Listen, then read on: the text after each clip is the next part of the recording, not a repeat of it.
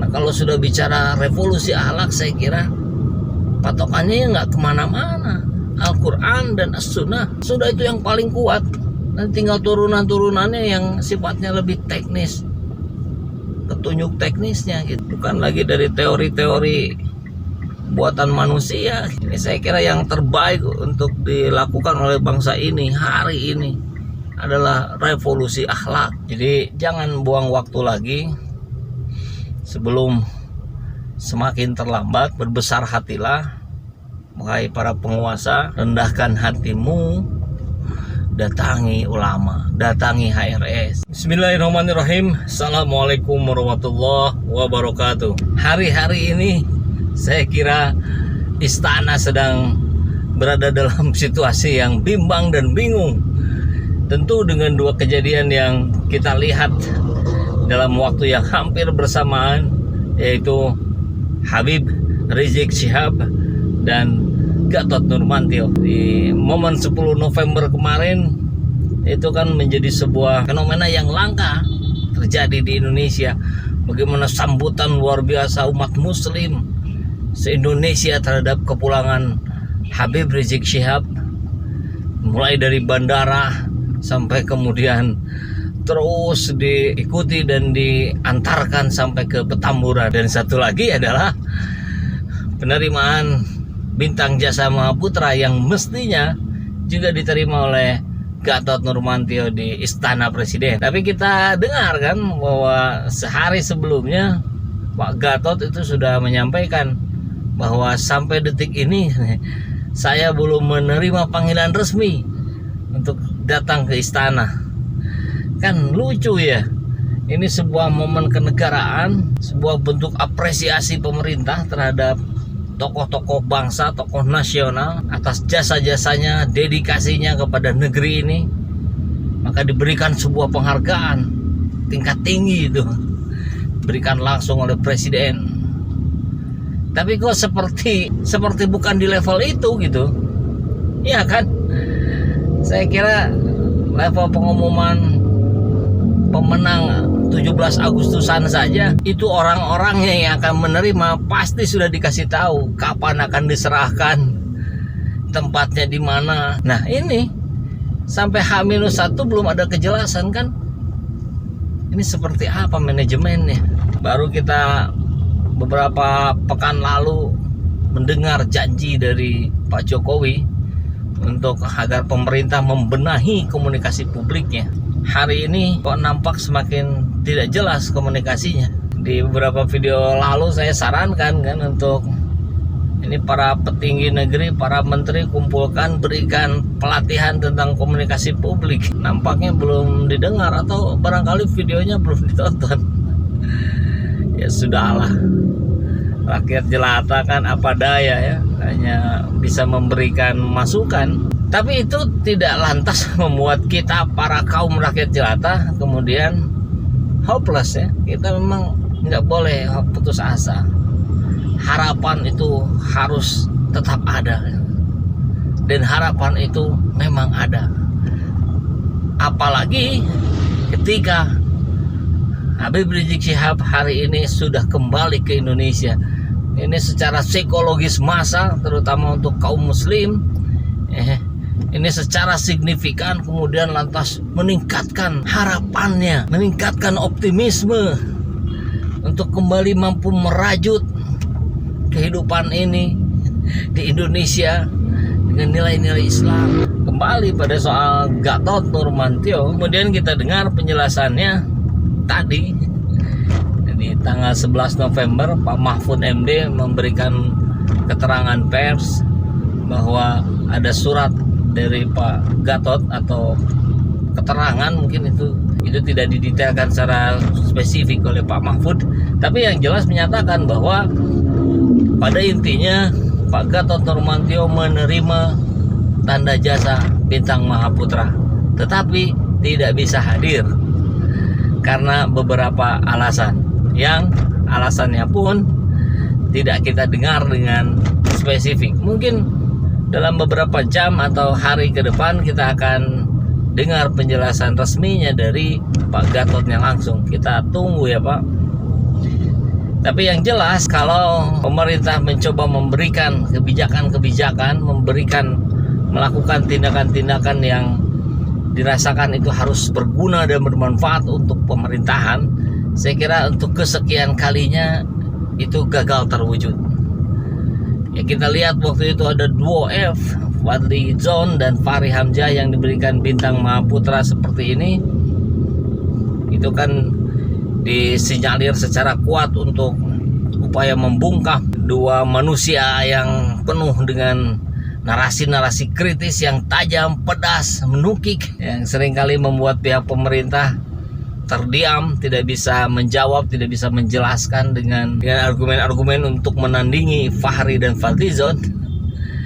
Kemudian yang berikutnya, pulangan kembali Habib Rizik yang tidak disangka oleh pemerintah, ya, karena kita dengar sendiri secara langsung dari mulut Pak Mahfud bahwa pemerintah tidak berurusan, tidak ngurusin. Pak Habib Rizik tidak punya pengikut yang banyak.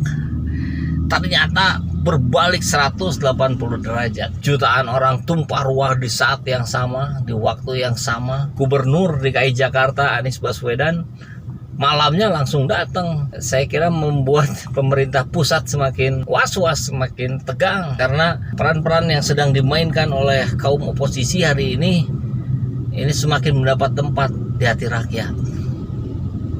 Kan begitu ya. Nah, kemudian Gatot bahasanya menerima tapi tidak datang. Ini kan dengan ketidakhadirannya Gatot Nurmantio untuk menerima bintang jasa tersebut, saya kira ini bahasa simbolik yang sangat kuat. Nah, ini opini saya yang barangkali nanti kita tunggu kejelasan dari Pak Gatot. Tapi dengan secara selintas saja kita bisa saksikan bahwa Pak Gatot dengan bahasa simboliknya menolak upaya-upaya dari pemerintah untuk merangkul dan barangkali membungkam gerakan-gerakannya di koalisi aksi menyelamatkan Indonesia. Ini tentu konstelasi politik negeri ini, meskipun pemerintahan baru 1,5 tahun, tapi kemudian menjadi begitu menarik karena dinamikanya cukup tinggi kan. Banyak perubahan-perubahan tentu tidak terlepas dari kondisi yang dialami oleh seluruh dunia, pandemi COVID-19. Maka saya kira ini saat yang tepat untuk pemerintah melakukan introspeksi diri yang sebanyak-banyaknya.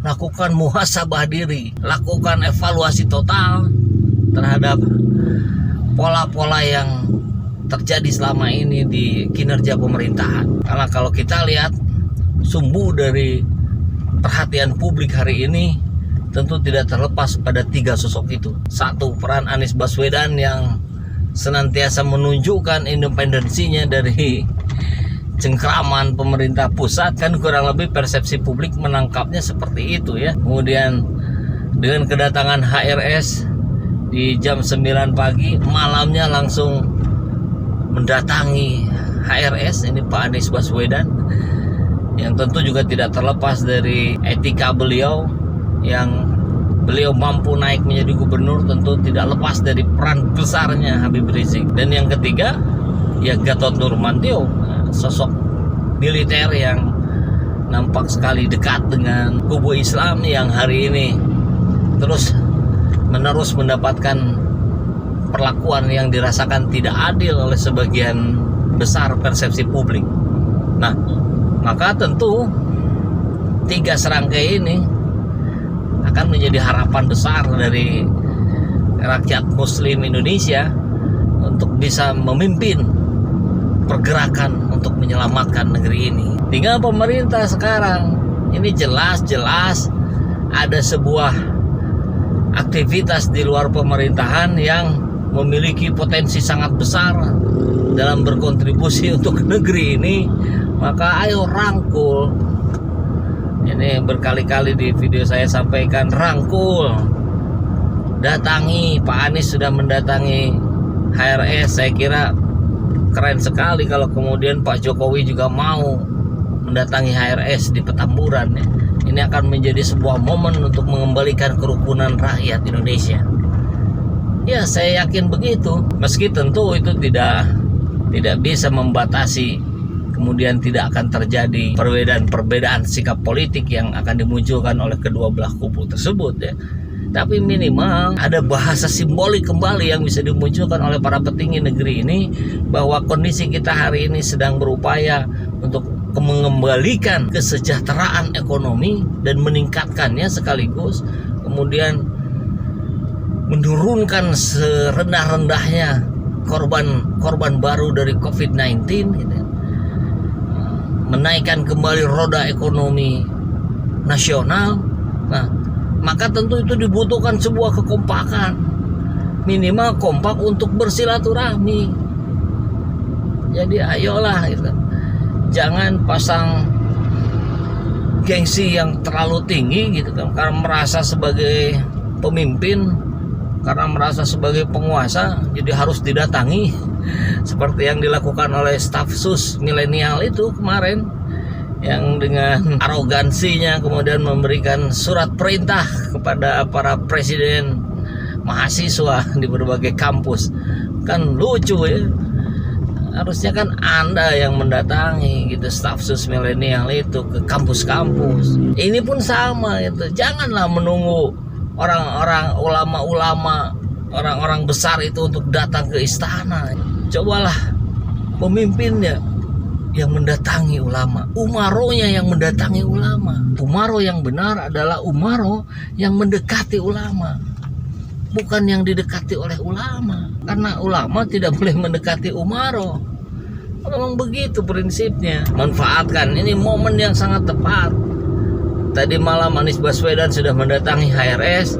Saya kira hari ini, besok, lusa, dan seterusnya para tokoh-tokoh nasional akan juga mendatangi HRS. Tinggal sekarang bagaimana dari pihak pemerintahnya. Apakah mau memungkiri juga gitu bahwa ini ada puluhan juta orang-orang yang menunggu komando dari HRS untuk menjalankan program revolusi akhlak. Nah, kalau sudah bicara revolusi akhlak, saya kira patokannya nggak kemana-mana. Al-Quran dan As-Sunnah sudah itu yang paling kuat. Nanti tinggal turunan-turunannya yang sifatnya lebih teknis, petunjuk teknisnya gitu. Bukan lagi dari teori-teori buatan manusia. Ini saya kira yang terbaik untuk dilakukan oleh bangsa ini hari ini adalah revolusi akhlak. Jadi jangan buang waktu lagi sebelum semakin terlambat. Berbesar hatilah, wahai para penguasa, rendahkan hatimu, datangi ulama, datangi HRS.